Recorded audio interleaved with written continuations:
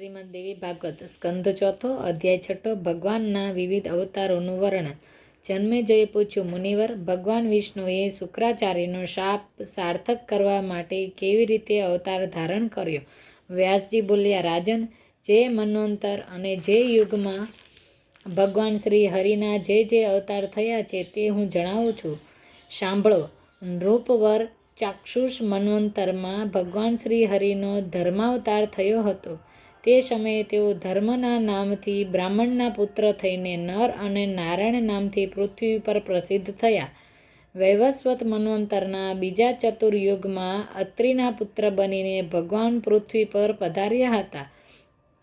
તે એમનો દત્તાત્રેય અવતાર હતો. દેવતાઓનું કાર્ય સિદ્ધ કરવા માટે ચોથા ચતુર્યુગમાં ભગવાનના નરસિંહ અવતાર થયો હતો. શ્રેષ્ઠ ત્રેતાયુગમાં બલિને સજા કરવા માટે ભગવાને વામન રૂપે પૃથ્વીને પવિત્ર કરી હતી. 19મા ચતુર્યુગના ત્રેતામાં ભગવાન શ્રી હરિનો પરશુરામ અવતાર થયો હતો.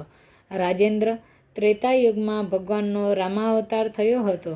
ભગવાન શ્રી હરિના અંશથી જે મહાબલી નર અને નારાયણનો પહેલો પૃથ્વી પર અવતાર થઈ ચૂક્યો હતો તે જ 28મા યુગના દ્વાપરમાં ફરીથી પૃથ્વી પર પધાર્યા.